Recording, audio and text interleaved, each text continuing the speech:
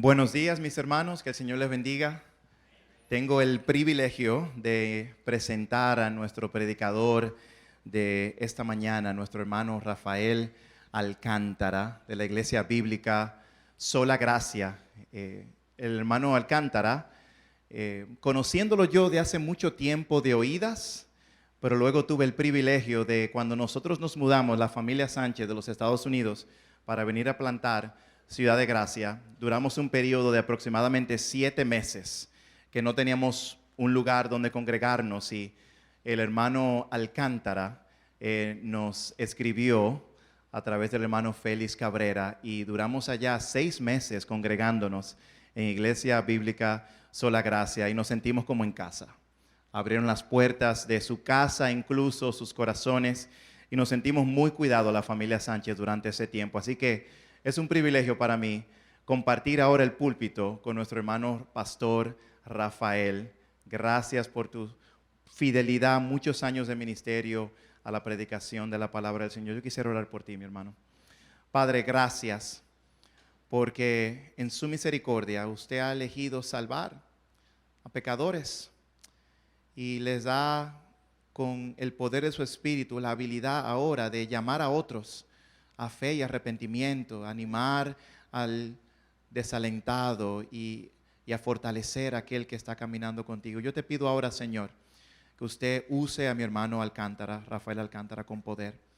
Padre, que su espíritu traiga convicción cuando tu palabra es predicada, que él experimente el poder tuyo en su debilidad. Padre, te necesitamos. Estamos ansiosos de como iglesia querer recibir tu palabra y aplicarla a nuestros corazones. En el nombre de Jesús. Amén. Amén.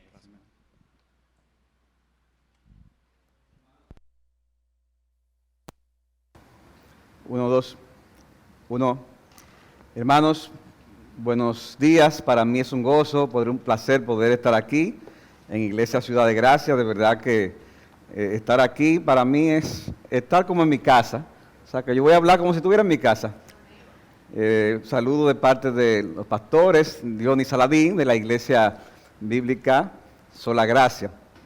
Es un gozo estar aquí. Me acompaña mi esposa Glenis, una hermana de nuestra iglesia también, que siempre le damos bola para allá. Entonces, como nos íbamos para allá, le dimos bola para acá. Entonces, pero aquí ya estaban diciendo, le diste bola para acá para que se quede aquí. Aquí no son fáciles. Y también aquí hay otra familia también de IBCG, nuestro hermano Pedro y Zuleika, que también están aquí, aprovechando que yo voy a estar aquí para visitar la iglesia aquí. Aprovechando que yo voy a estar aquí. Pero de verdad, hermano, para mí es un gozo. Yo amo mucho esta iglesia. Oramos y el cariño por todos ustedes es especial, y la prosperidad de ustedes es nuestra prosperidad, porque al final buscamos un mismo propósito, nos unen los mismos valores, el mismo celo, el mismo evangelio, y aparte de eso creo que esa amistad y ese cariño todavía hace que sea más especial todavía. O sea que gracias por la oportunidad de que me invitaran a predicar la palabra de Dios. Bien, hermanos, vamos a abrir nuestras Biblias en Hebreos capítulo 3, versículo 7. Hebreos capítulo 3, versículo 7.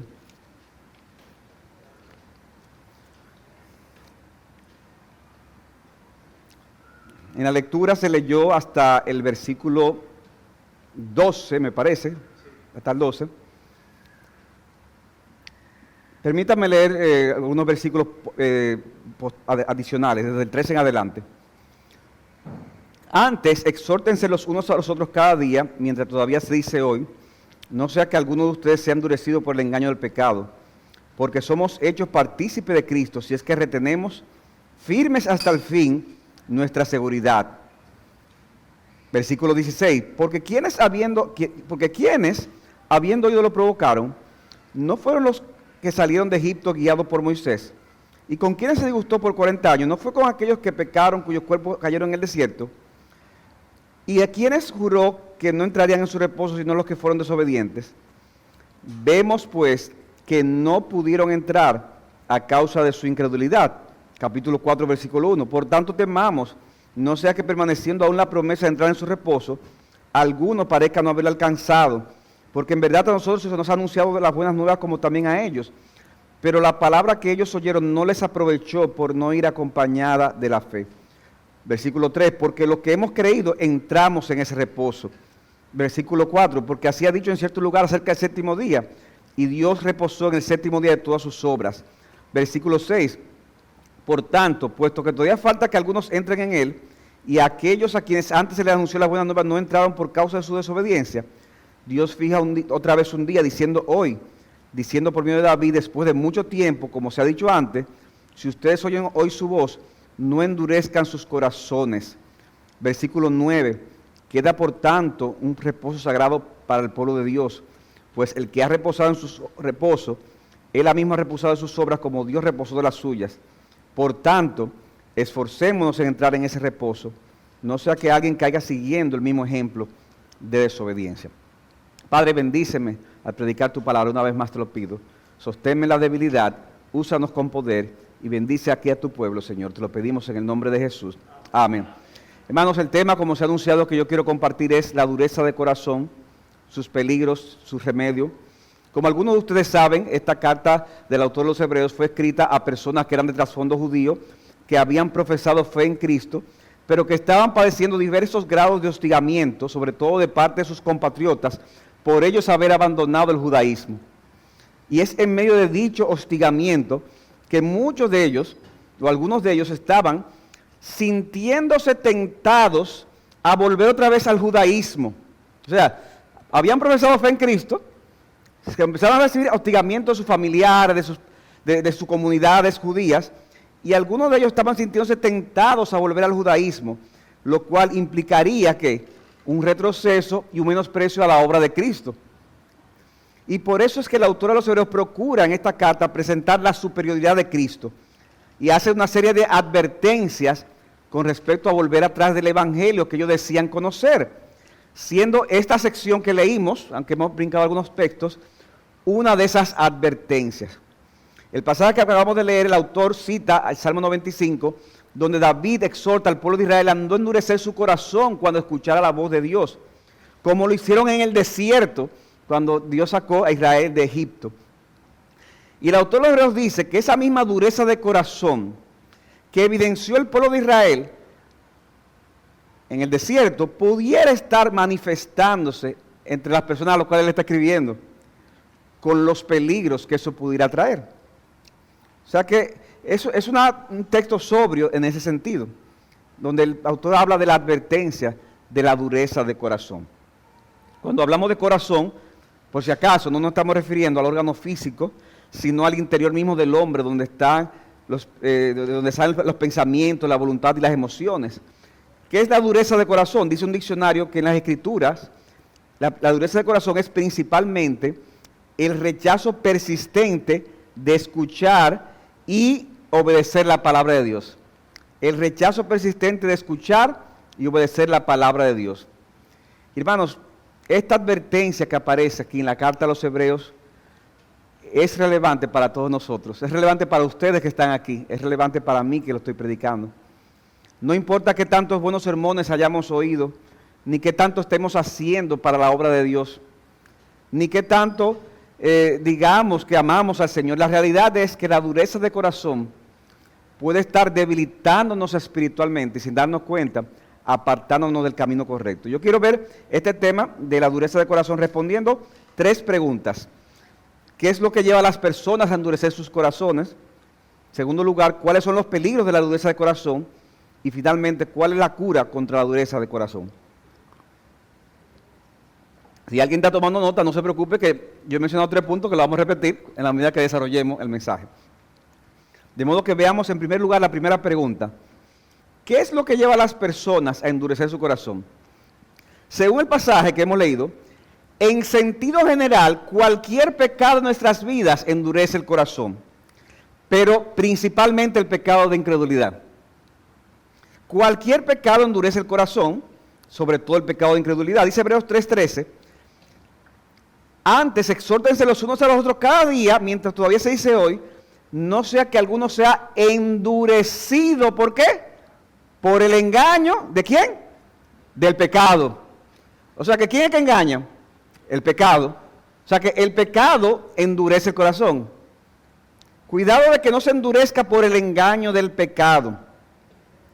El pecado nos engaña, hermanos, haciéndonos creer que estamos haciendo cosas que no nos llevarán a otros pecados. Nos hace creer que podemos seguir sirviendo a Dios con devoción, que podemos predicarle a otros, que podemos seguir agradando a Dios, que podemos venir a los cultos de la iglesia, y nos hace creer que, bueno, yo estoy en un pecado, pero como yo estoy viniendo a la iglesia, eso como que va a neutralizar los efectos de ese pecado. Yo estoy haciendo esto que está mal, pero al mismo tiempo estoy leyendo la Biblia, al mismo tiempo estoy ofrendando, al mismo tiempo estoy en la obra de Dios. Y mientras estamos pensando así, nuestros corazones se van endureciendo cada vez más y más. No tienen que ser pecados visibles, ni pecados desagradables a la vista de otros. A lo mejor tú te sientes mal por algo que alguien te hizo, por ejemplo, y eso te ha llenado de amargura. Y hermano, la amargura es una cosa increíble. La amargura dura décadas, puede durar décadas en la vida de una persona. Por tú no tratar bíblicamente esa amargura, entonces eso está ahí en tu corazón y eso está endureciéndote. Al punto de que para ti no es posible perdonar al que te hizo ese mal o al que presuntamente te lo hizo. Y puede ser, mi hermano, que Dios te esté hablando a través de circunstancias, aún circunstancias aflictivas, pero tú no asocias que eso que Dios está haciendo contigo tiene que ver con que está tratando con tu corazón. Porque la amargura, como pecado, te ha endurecido a ti. Entonces, al final, eso se convierte como un círculo vicioso. El pecado que hace, endurece el corazón. Y esa dureza del corazón, ¿qué te lleva? A pecar.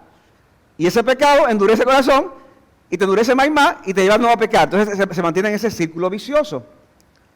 Porque cuando el corazón está endurecido a su palabra, fruto de la amargura, hermano, puede llegar al punto de que solamente haya que esperar el juicio de Dios. Tal vez algunos han escuchado la historia de Samuel y Susana Wesley, que fueron los padres de John Wesley y Charles Wesley, los fundadores del movimiento metodista. Esa familia, una familia peculiar, ellos tuvieron nada más y nada menos que 19 hijos, de padre y madre, o sea, la mujer parió 19 muchachos.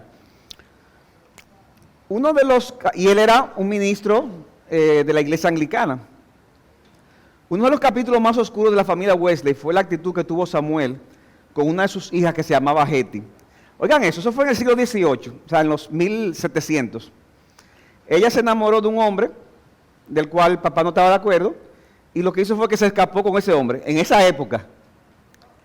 Y se escapó con ese hombre y quedó embarazada. El asunto fue que después que quedó embarazada, el hombre con ese que se escapó rehusó casarse con ella. Y entonces ella, para poder cubrir su embarazo, se casó precipitadamente con otro hombre. Al final, hermanos, ella perdió el niño y el matrimonio fue una cosa desastrosa. ¿Qué pasó después de un tiempo? Que ella, humillada o dolida y arrepentida, volvió a la casa de su padre. Pero Samuel, a pesar de que era un ministro anglicano, no quiso perdonarla. Para él se sentía esa amargura, ese resentimiento por lo que le hizo, la vergüenza que le hizo pasar con la iglesia.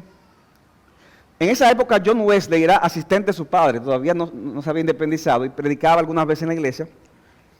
Y él estaba diciendo, pero ¿cómo es eso que mi papá no puede perdonar a mi hermana? Y eso que necesita hoy un sermón tal vez, para que, óigame, al pastor. Y él decidió predicar del perdón de Dios ese domingo en la iglesia. Y todo el mundo sabía lo que estaba pasando. Entonces ahí estaba predicando del perdón de Dios. Hermanos, somos pecadores. Delante de Dios todos somos iguales. Estoy dramatizándolo un poco, ¿verdad? Pero, hermanos, Dios nos perdonó. Y si Dios nos perdonó, y por ahí siguió el perdón de Dios. Y ahí tenía un mensaje, papá, perdona a su hija. Al pastor de la iglesia. El papá cogió un pique, una cuerda, le echó un boche y le dijo que no se atreviera a volver a hacer una cosa así. Pero yo no le decía, no, pero es que como que no entendió bien, pero ¿cómo es posible que no lo perdone? Déjame eso, tal vez es que yo fui muy directo. ¿Cómo yo hablo del perdón de Dios? Yo tenía que ser más sutil. En la semana siguiente le tocaba predicar de nuevo. El texto que él dijo fue, no juzguéis unos a otros. No juzguéis unos a otros. Hermanos, no nos juzguemos, porque todos somos pecadores. No nos juzguemos, hermanos, no nos juzguemos. Papá, no juzgue a su hija. La incomodidad de Samuel fue tan grande que por mucho tiempo entonces no le habló a su hijo. Por eso que hizo. Al final, Samuel Wesley nunca perdonó a su hija. Por eso que había hecho. Porque la amargura, el pecado, había endurecido su corazón. Y no había forma en ese sentido de que entendiera. Porque el pecado endurece el corazón. Y Dios puede estar hablándote por una prédica, una situación aflictiva, pero eso no vale. Por el engaño del pecado. Ahora, el texto dice que la incredulidad de forma particular contribuye con esa dureza.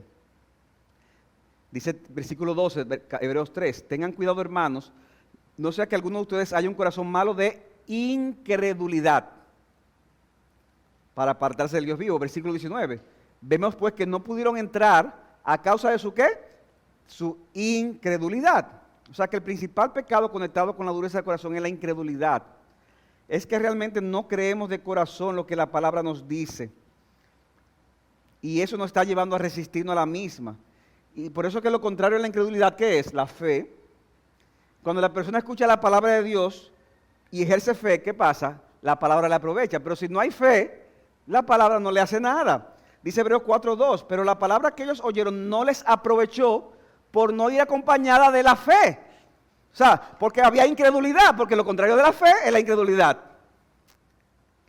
Y eso, hermanos, esa incredulidad alimenta otros pecados. Tú no estás creyéndole a Dios que ese pecado sexual oculto será para tu desgracia y tu destrucción. Tú en el corazón, tú no lo estás creyendo. Tú no estás creyendo lo que dice la Escritura cuando dice que la raíz de todos los males es el amor al dinero. Y dice lo cual, codiciándolo, algunos se extraviaron de la fe. Es un texto fuerte. Pero en el corazón uno como que no lo cree.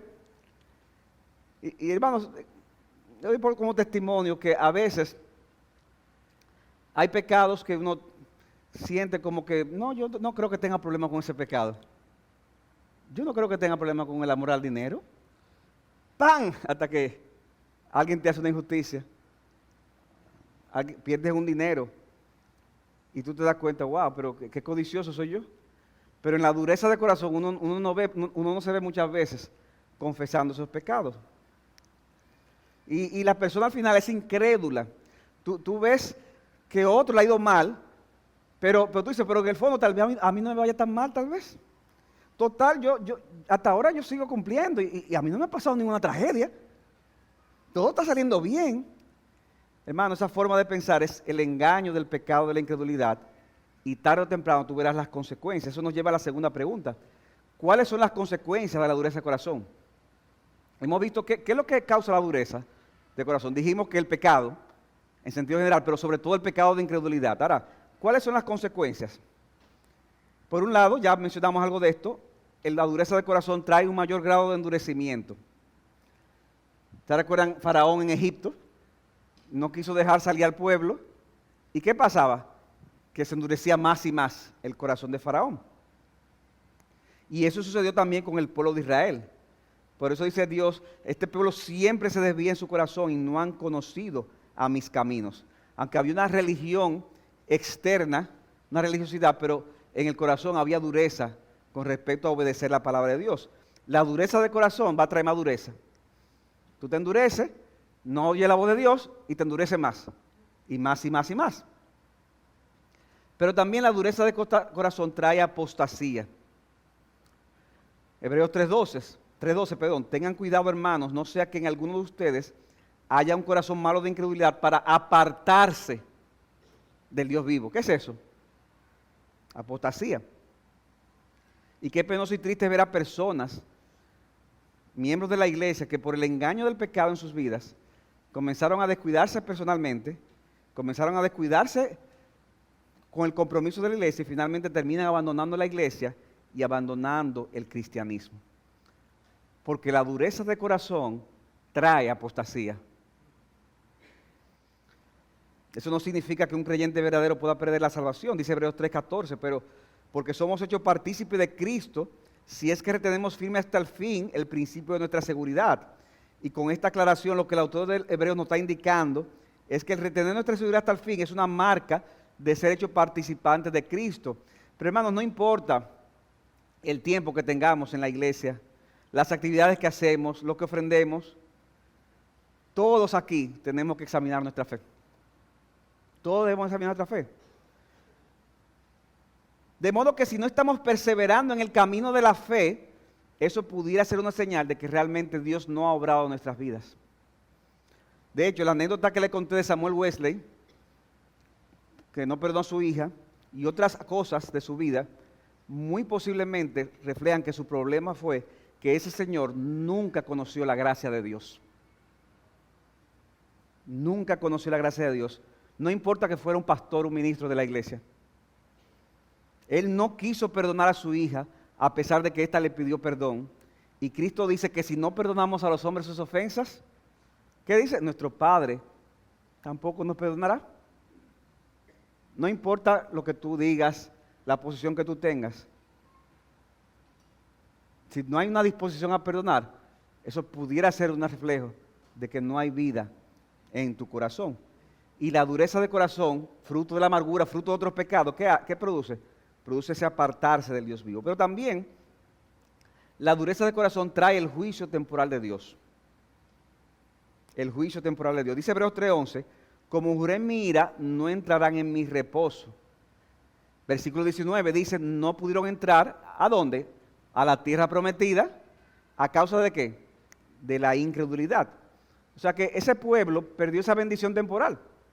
La tierra prometida, una tierra donde iban a disfrutar de los beneficios que conllevaba. Pero al final quedó en el desierto por causa de su dureza de corazón. Porque la dureza de corazón, hermano, tendrá consecuencias en nuestras vidas. La dureza de corazón tendrá consecuencia en tu vida, tendrá consecuencia en mi vida. Hermanos, algún día el pecado nos alcanzará. Y muchas veces, cuando veamos la disciplina de Dios en nuestra vida, nosotros nos daremos cuenta, no, ya yo sé por qué es esto. Es fruto de mi desobediencia al Señor. Dice en Jueces capítulo 1, versículo 4, que Judá subió y el Señor entregó en sus manos a los cananeos y a los fereceos. Versículo 5, y hallaron a Adoni-Bezek, uno de esos reyes al cual el Señor los entregó, y pelearon contra él y los derrotaron. Y este señor, dice, Adoni-Bezek huyó, pero lo persiguieron, le prendieron y le cortaron los pulgares de las manos y los pies. Y Adoni-Bezek dijo, después que le cortaron los pulgares de las manos y los pies, él dijo, 70 reyes con los pulgares de sus manos y de sus pies cortados recogían migajas debajo de mi mesa. Como yo he hecho, así me ha pagado el Señor. Y lo llevaron a Jerusalén y allí murió. Hermanos, la disciplina del Señor es una realidad. Y muchas veces el Señor nos traerá castigo. El castigo que necesitamos como consecuencia de nuestra dureza de corazón. O sea que la dureza de corazón trae más dureza, trae apostasía, trae el juicio temporal de Dios, pero finalmente también trae el juicio eterno de Dios. La exclusión definitiva del reposo. Este reposo del que habla el autor es un tipo, hermano, del reposo eterno, del reposo definitivo del pueblo de Dios. Y, hermano, hay algo bueno aquí, es que los cristianos, dice el texto, ya entramos a ese reposo por medio de Jesucristo. Ya entramos, dice Hebreos 4:3, porque lo que hemos creído, entramos a ese reposo. Versículo 8, porque si Josué les hubiera dado reposo, Dios no hubiera hablado otro día después de ese.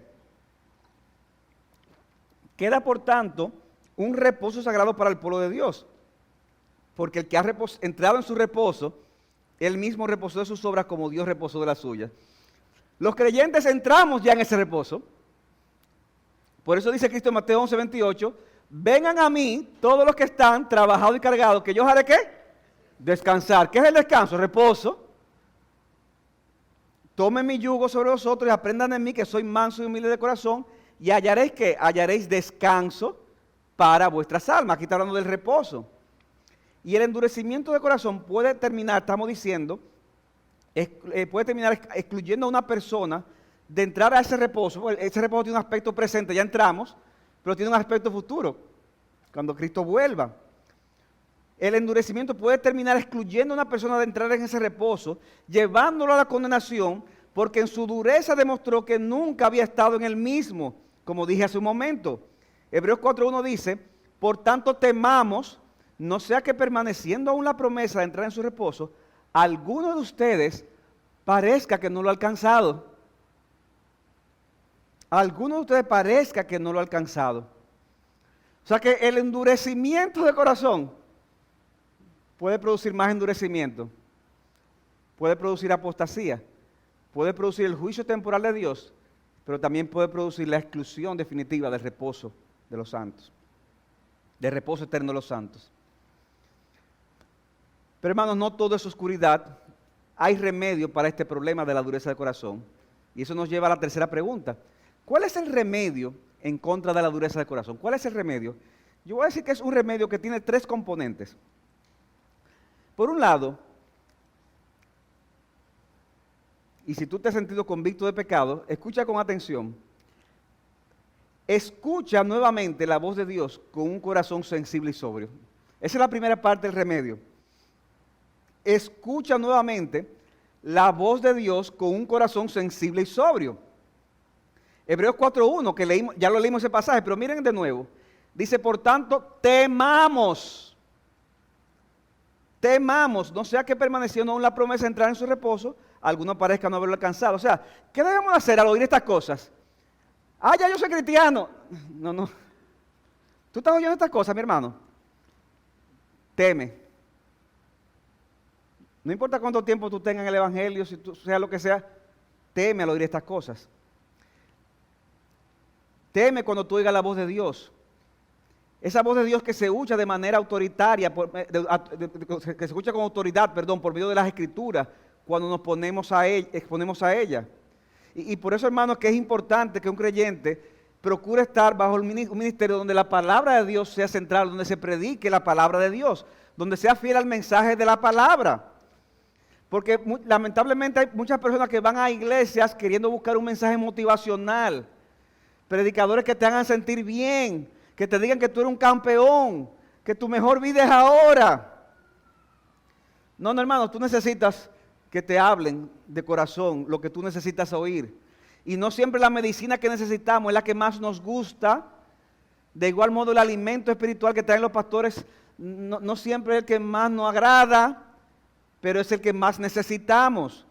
Necesitamos una predicación bíblica que sea el resultado de un correcto y profundo estudio de las Escrituras de parte del predicador, donde se explique la palabra y donde se aplique a la vida de los creyentes.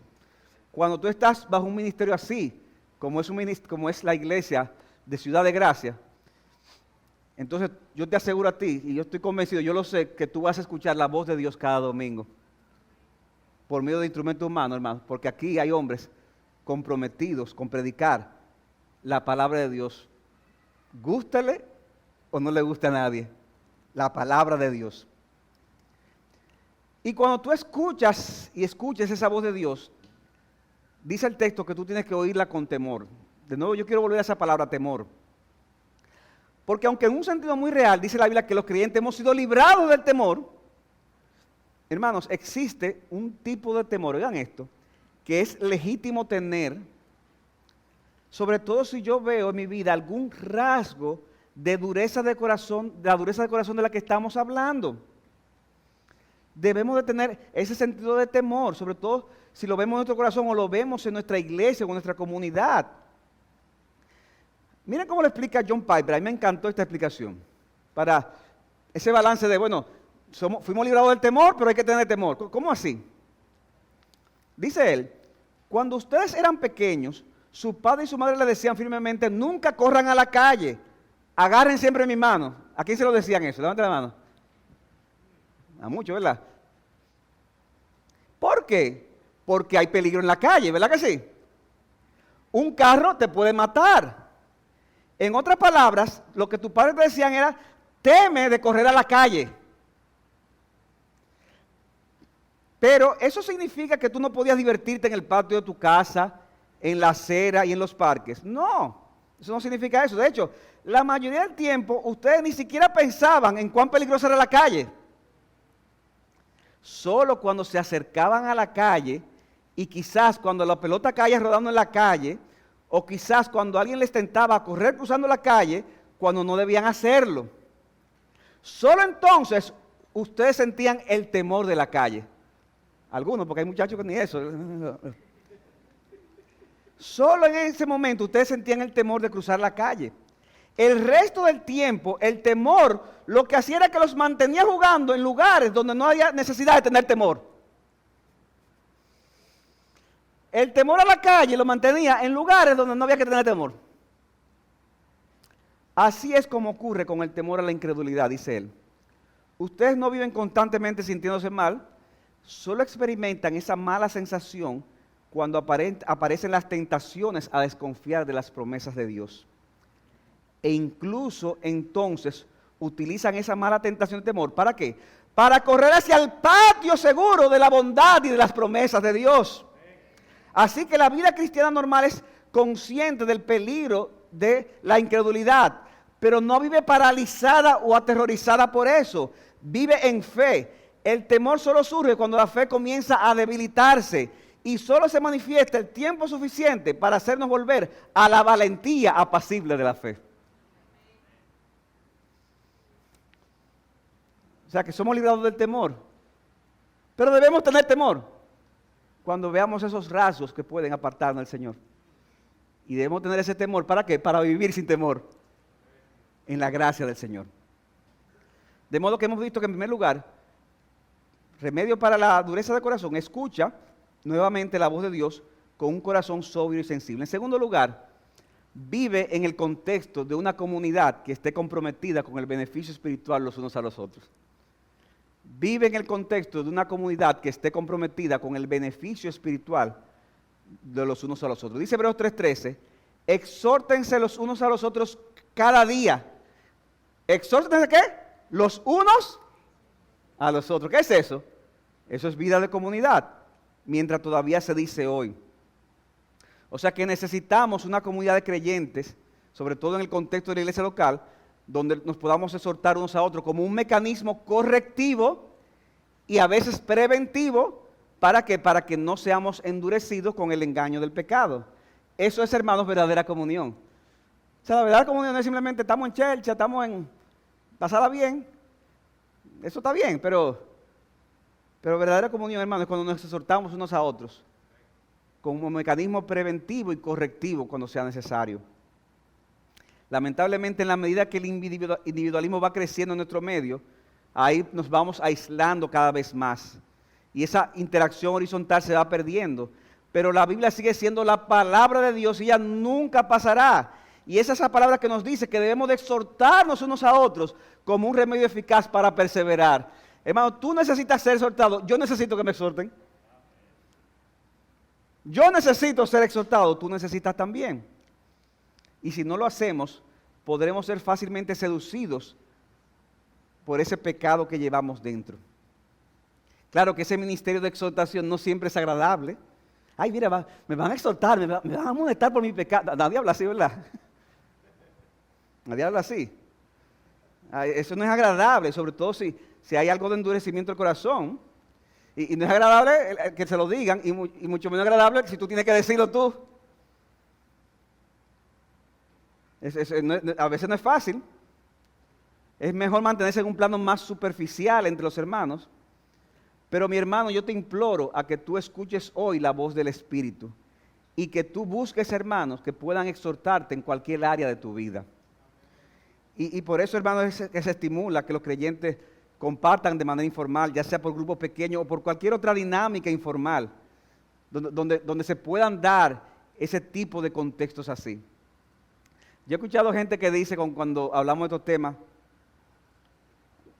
pastor, es que yo no encuentro hermanos así. A mí nadie se me acerca. Yo estoy aquí, a mí nadie se me acerca. Si es así, pregúntate si es que hay algo en ti que le dificulta a los hermanos acercarse a ti.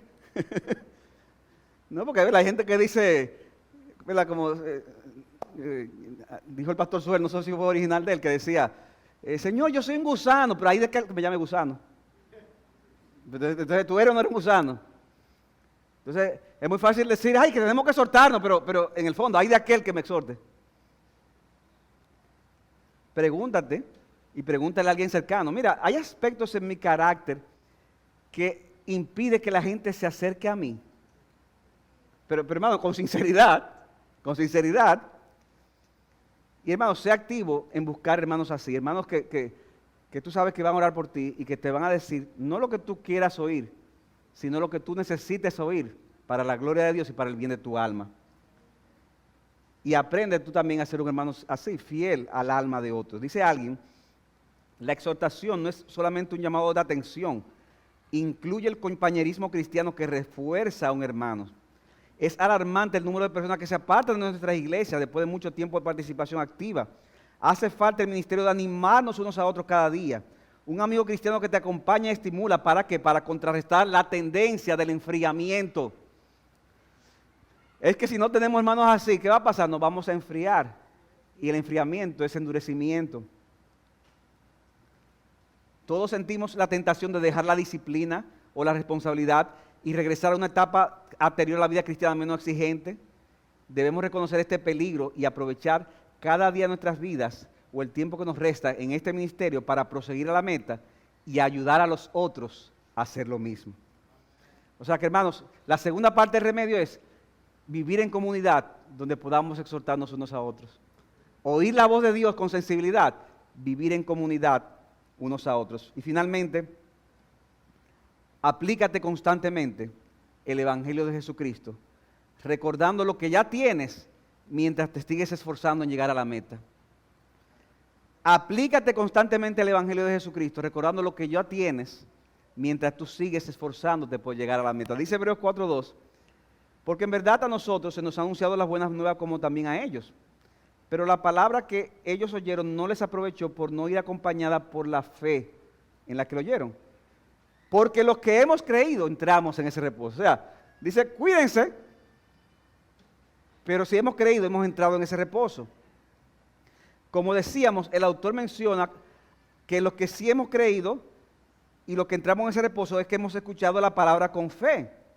Y el Evangelio, hermanos, es ese creer que nos permite entrar en el reposo ahora. Y es el que nos debe seguir motivando a seguir exhortándonos a llegar a ese reposo eterno. Dice capítulo 4, versículo 10, porque el que ha entrado en su reposo, él mismo reposó de sus obras como Dios reposó de las suyas. Ya entramos en ese reposo por medio del Evangelio de Jesucristo. No hay nada más que añadir para ganar aceptación delante de Dios. Sin embargo, como hemos sido aceptados, ahora debemos de esforzarnos en correr la carrera hasta que lleguemos al reposo eterno. O sea, hay una carrera. Y si no lo hacemos, ¿qué sucederá? Caeremos en el mismo patrón de desobediencia del pueblo, pudiendo evidenciar con eso endurecimiento en nuestro corazón. Por eso es que ese mismo autor que dice, ya ustedes entraron en el reposo, dice, esforcémonos en entrar en el reposo. No sea que alguien caiga siguiendo el mismo ejemplo de desobediencia. O sea que, hermanos, nosotros debemos de escuchar con sensibilidad la voz de Dios. Estar en una comunidad que nos exhortemos unos a otros. Aplicarnos cada día el Evangelio, recordando lo que ya somos, mientras seguimos corriendo hacia la Canaán celestial. Es mi deseo y oración que todos los que estemos aquí vivamos en esa doble realidad. La realidad de que hemos creído y seguimos creyendo en la vida, muerte y resurrección de Jesucristo por todos nosotros. Y la realidad de que nos esforzamos cada día en esta batalla espiritual para alcanzar el reposo eterno de los santos. Y en la medida que conocemos más la palabra y hagamos la obra de Dios, hermanos, que lejos de endurecernos por el orgullo, por la arrogancia y por la incredulidad, el Señor nos haga más humildes, más amantes de Cristo y de su palabra y mejores instrumentos del reino de Dios para su gloria. Y finalmente es mi gran anhelo de que Dios obre. Tal vez alguien aquí que está escuchando este sermón y posiblemente no ha entrado a ese reposo espiritual de Jesucristo. Si hay alguien así, no seas como el pueblo de Israel que endureció su corazón y no creyó en el mensaje que les fue anunciado. A ti te digo, confía hoy en Jesucristo y confía en Jesucristo ahora. porque puede que mañana sea demasiado tarde.